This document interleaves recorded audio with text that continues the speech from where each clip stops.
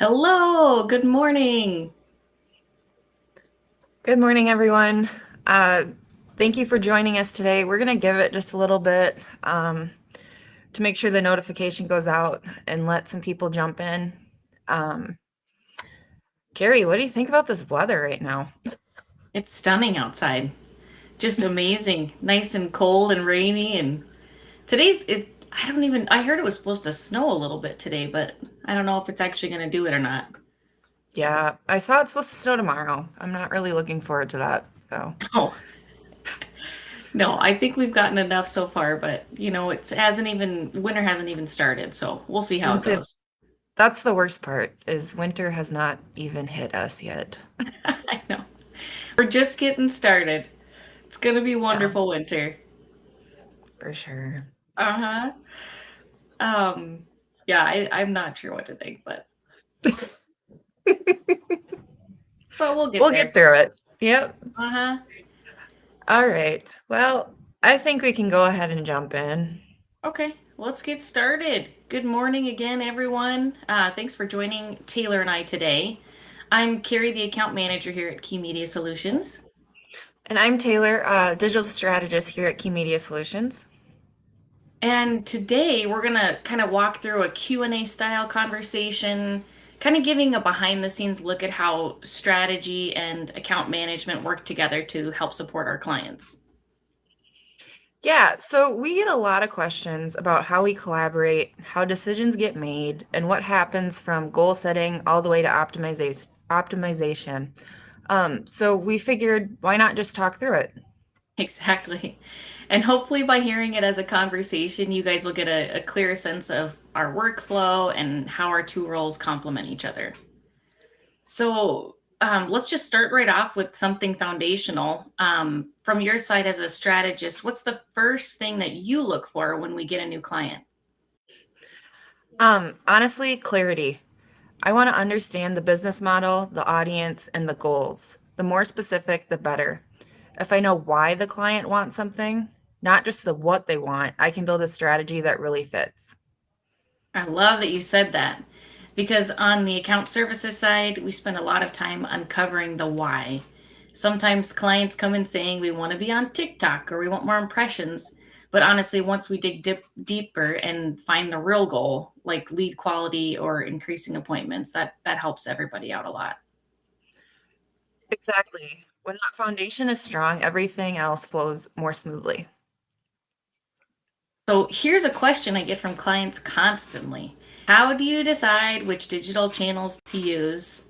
What's your answer to that, Taylor? I usually walk through a mix of data and logic. The digital world is constantly changing and you can't be on just one tactic anymore. So I will look at like past performance, audience behavior, seasonality, and the competitive landscape.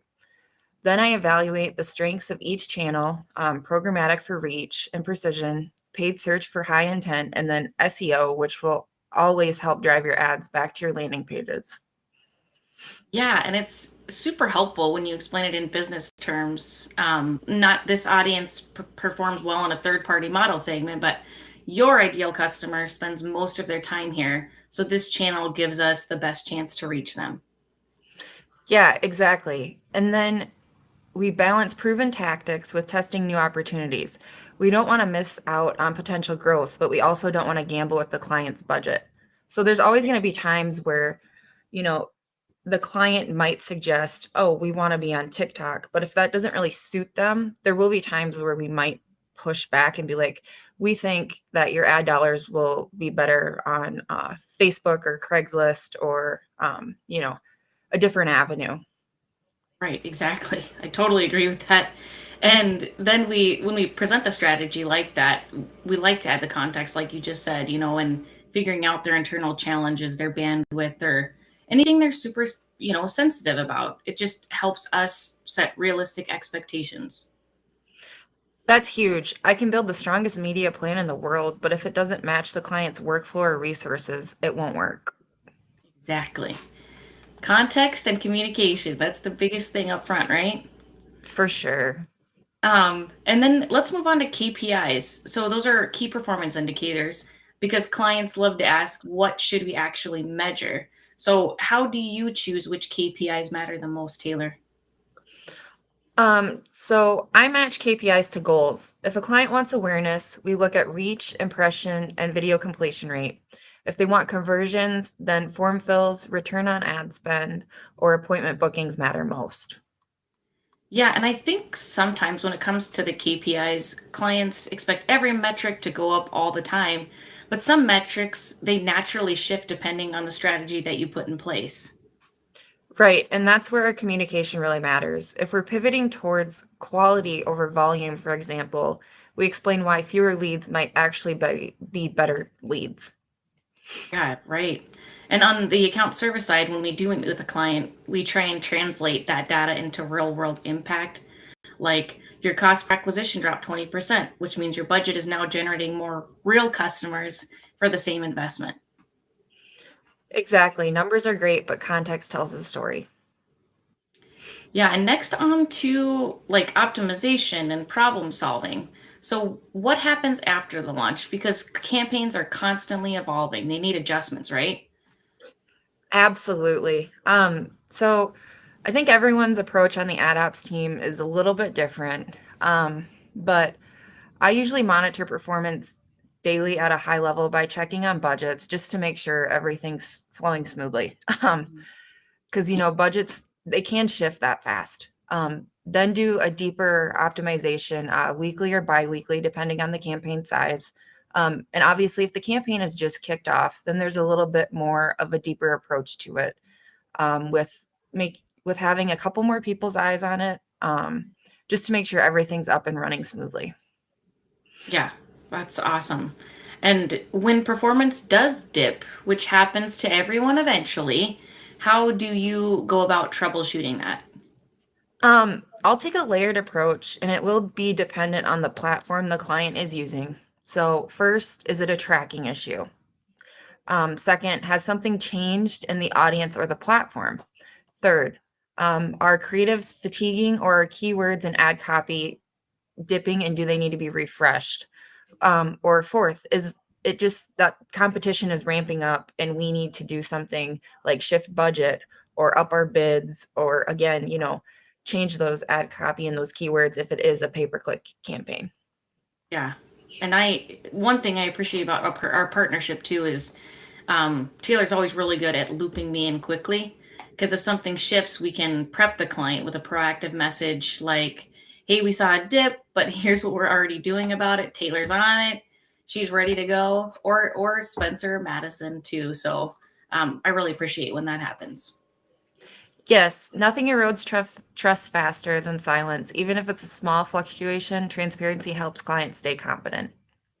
Yeah. Plus, we can work together to identify external factors like changing the landing page and we Mhm. didn't know about it, or maybe there's a sale that's going on. Just making sure we're all on the same page and those pieces really matter. Absolutely. Strategy and account management working together is what makes troubleshooting effective instead of reactive. Right. And that kind of goes into another question is what's Mhm. something that you wish clients understood more often? Um, we use data, yes, but there's also testing, learning, and refining. Success isn't always instant, it's ever evolving and changing. Yeah, exactly. And that's kind of where expectation setting becomes crucial. Us on the account service side, explaining the process clearly upon intake and making them feel more comfortable during that learning phase. And Carrie, you're great at giving me the context I need, like a client's priorities, their personality, or what kind of communication style they prefer. Well, thank you. I appreciate that.